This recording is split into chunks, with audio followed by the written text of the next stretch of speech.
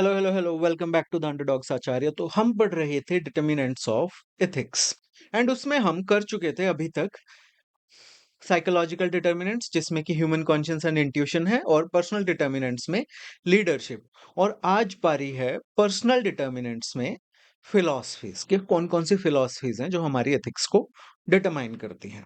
सो अब देखो फिलॉसफीज पे ना, हर फिलॉसफी पे मैंने एक अलग वीडियो भी बनाया है, बट इस टॉपिक में क्योंकि इसको पढ़ना जरूरी था तो हम थोड़ा सा शॉर्ट में करेंगे। यहाँ पे तुम्हें थोड़ा इंट्रोडक्शन मिल जाएगा ताकि तुम्हें बाद में इसको डीप में समझने में आसानी हो, और तुम्हें कोई भी क्वेश्चन आए घुमा फिरा के जैसे मर्जी, you have enough material and enough understanding to write it with good examples and in a good way. Okay, so अब स्टार्ट करते हैं पर्सनल डिटर्मिनेंट्स का दूसरा पार्ट, फिलॉसफीज। तो क्या हुआ है, थ्रू आउट द हिस्ट्री बहुत सारे फिलोसफर्स और थिंकर्स हुए हैं जिन्होंने ना अलग अलग व्यूज दिए हैं रिगार्डिंग एथिकल थिंकिंग या फिर sense of right and wrong के, क्या सही है क्या गलत है, क्या करना चाहिए क्या नहीं करना चाहिए, हमें अपने राइट एंड रॉन्ग के डिसीजन पे किस तरह से आना चाहिए, कौन से फैक्टर्स को कंसिडर करना चाहिए। तो अब ये जो सब आइडियाज है ना, दीज डिफरेंट आइडियाज, इनको हम कहते हैं फिलोसफीज ऑफ एथिक्स या एथिकल फिलोसफीज। ये हमारे यहाँ पे सोक्रेट्स अंकल है शायद। ओके, सो एक इंसान की एक व्यक्ति की जो राइट एंड रॉन्ग की सेंस होती है, जो उसकी मोरल वैल्यूज होती हैं, वो अमंग अदर थिंग्स उससे भी डिफाइन होती है कि उसने बचपन से किस फिलॉसफी को, किस स्कूल ऑफ थॉट को फॉलो किया है। अब ये नहीं है कि हाँ तुमने कभी फिलॉसफी पढ़ी नहीं तो तुम्हें पता नहीं है। किसी ना किसी फॉर्म में तुम्हारी लाइफ में ये चीजें आ जाती है। मतलब गीता तो सबने ही पढ़ी है, और गीता नहीं पढ़ी तो घर में गीता सार वाला पोस्टर तो सबके लगा हुआ होगा, कर्म करो फल की चिंता मत करो।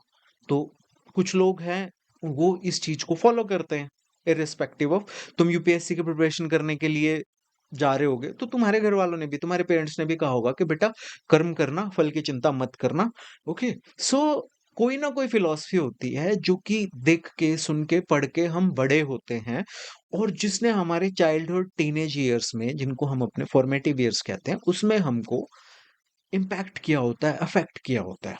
और इन डिफरेंट फिलॉसफीज की वजह से दो लोग हैं जो कि मॉरल हैं, एथिकल हैं, वो एक ही सिचुएशन को देखते हैं बट डिफरेंट आंसर्स देते हैं कि इसमें कौन सा कोर्स ऑफ एक्शन जो होगा वो सही होगा। तो चलो देखते हैं ये फिलॉसफीज क्या क्या है। तो ब्रॉड एग्जांपल्स हैं, कॉन्सिक्वेंशलिस्ट फिलॉसफी है जिसको हम टीलियोलॉजी या टीलियोलॉजिकल एथिक्स कहते हैं। एक डियोंटोलॉजिस्ट फिलॉसफी है जिसको हम ड्यूटी बेस्ड या रूल बेस्ड एथिक्स कहते हैं। Then there is virtue ethics, then there is utilitarianism जो कि बहुत पॉपुलर टाइप का कॉन्सिक्वेंशलिज्म, यानी ये इसी का ही पार्ट है but it is very popular, so थोड़ा सा अलग से देखेंगे। Then there is right based ethics, और इसके अलावा भी कुछ हैं जो हम अपने सेपरेट लेक्चर्स में करेंगे, बट यहाँ पे एक ब्रॉड आइडिया हो जाता है कि किस तरह से फिलॉसफीज हमारी एथिक्स के डिटर्मिनेंट्स की तरह काम करती हैं। तो सबसे पहले हम करेंगे कॉन्सिक्वेंशलिस्ट फिलॉसफी जिसको हम कहते हैं टीलियोलॉजिकल। तो ये जो फिलॉसफी है, या इस फिलॉसफी को मानने वाले या इस फिलॉसफी को बताने वाले लोग जो हैं, वो बिलीव करते हैं कि मोरालिटी या हमारी sense of right and wrong या हमारी किसी भी एक्शन का एथिकल होना इस चीज पे डिपेंड करता है कि उस एक्शन के कॉन्सिक्वेंसेस या रिजल्ट्स क्या हैं, and not on that particular action. यानी कि the end justifies the means, Hindi में कहते हैं ना, अंत भला तो सब भला। तो ये वो फिलॉसफी है कि एंड रिजल्ट अच्छा होना चाहिए, it doesn't matter how you got there. Okay, so final outcome is good, and if the final outcome is good and beneficial then the action is considered ethical even if the method used was normally wrong.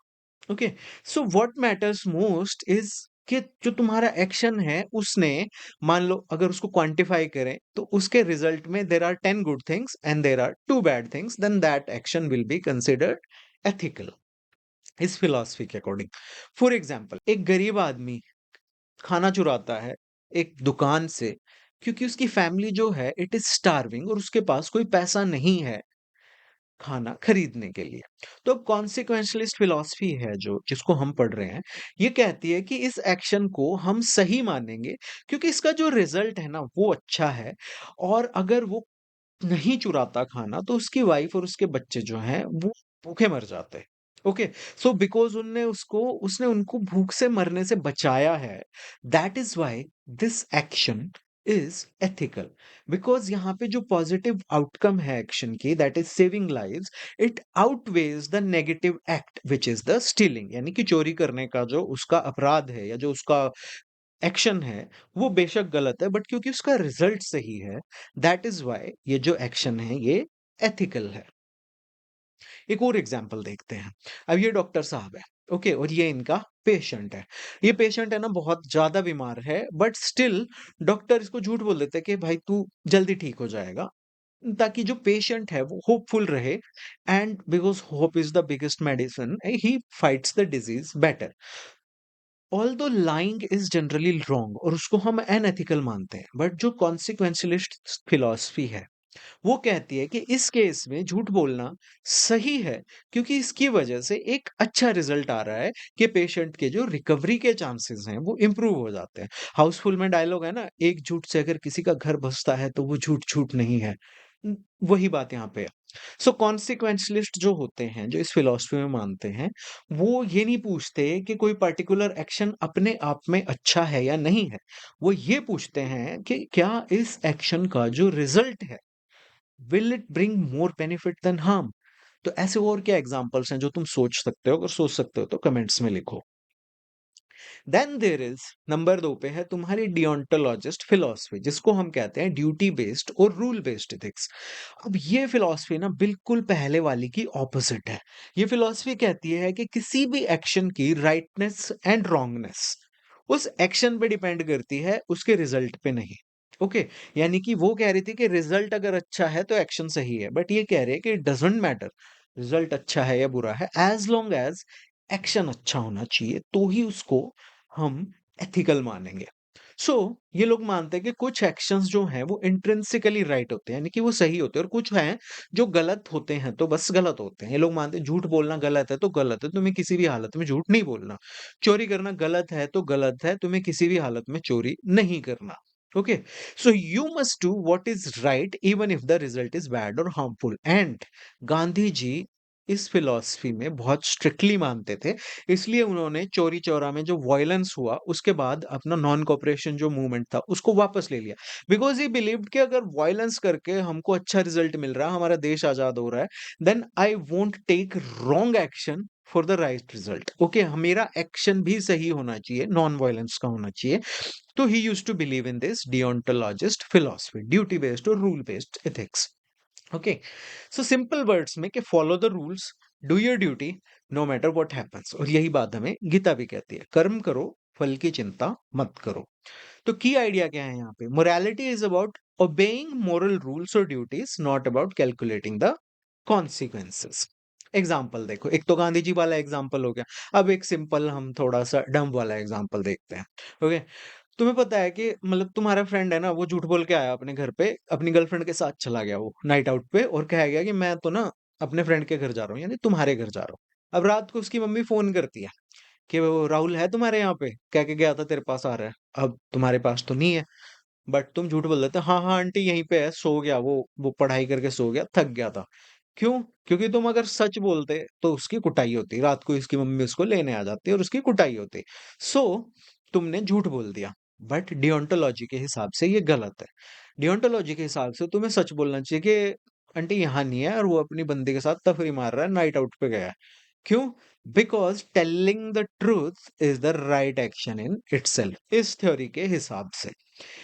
चाहे उसका result painful हो, चाहे तुम्हारे दोस्त की अच्छी तरह से छित्तर परेड हो, उसकी खाल उतारे उसके मम्मी, बट तुम्हारी मोरल ड्यूटी है कि तुम सच बोलो। एंड आई डोंट थिंक आज के टाइम में इस तरह की फिर एथिक्स फॉलो अगर तुम करोगे तो तुम्हारे दोस्त बचेंगे।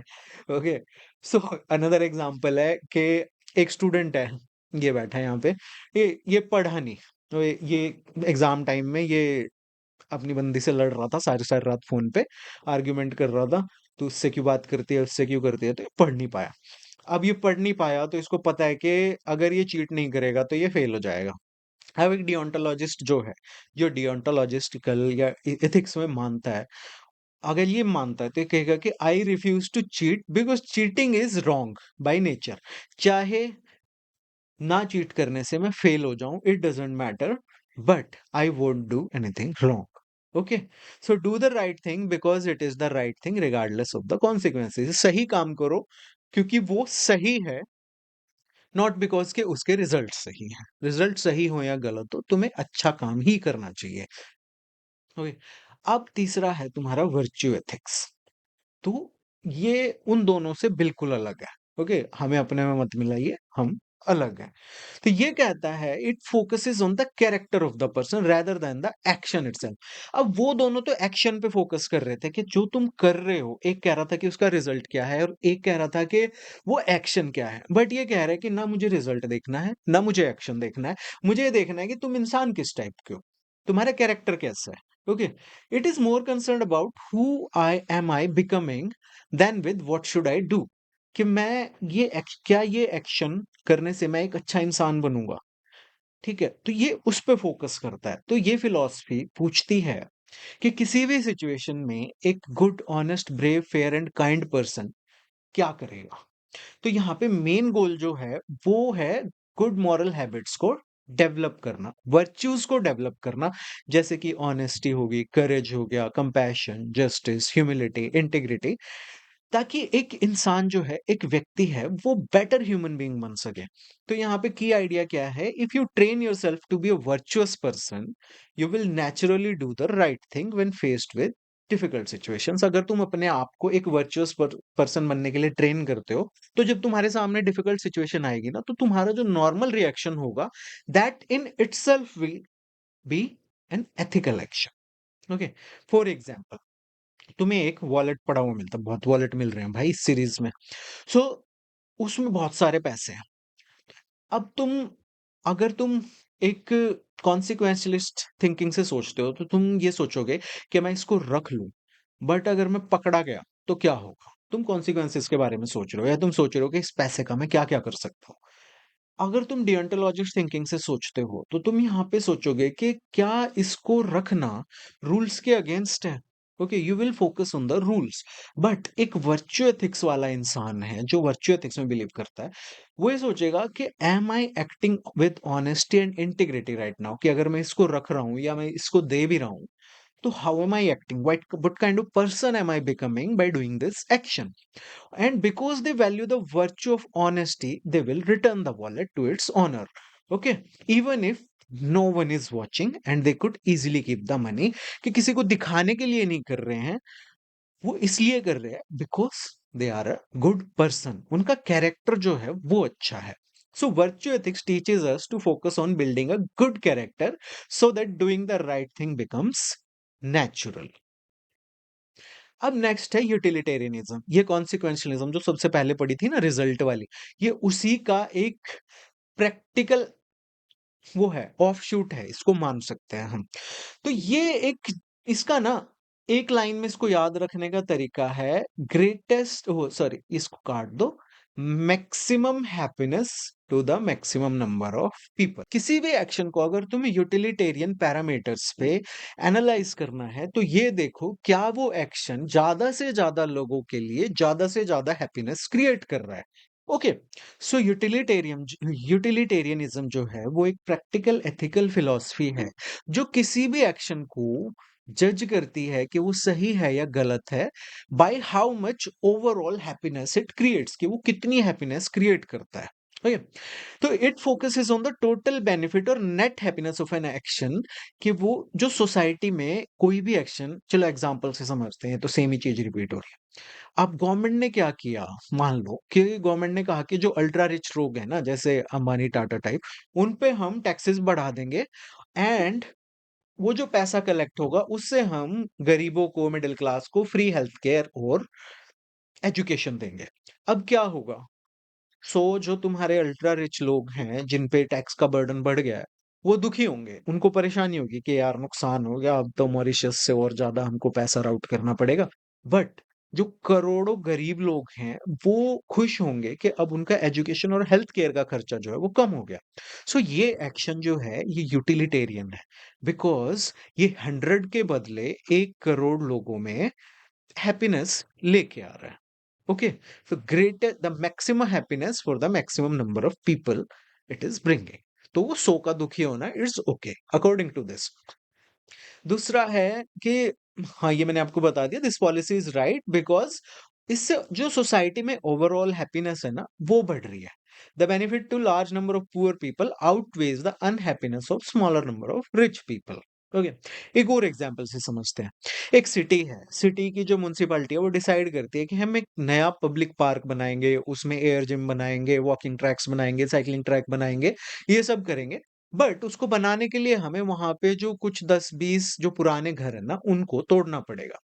अब क्या होगा कि इन घरों में जो फैमिलीज रहती हैं, वो तो दुखी होंगी कि भाई हमारा घर टूट गया, बेशक उनको मुआवजा मिल गया हो, बट हमारे दादा के टाइम से था, तो भाई जमीन से अलग लगाव होता है। बट ये 10-20 फैमिली के दुख के बदले उस शहर के हजारों लोगों को एक रिक्रिएशन के लिए, घूमने के लिए, हेल्थ के लिए एक पार्क मिल रहा है।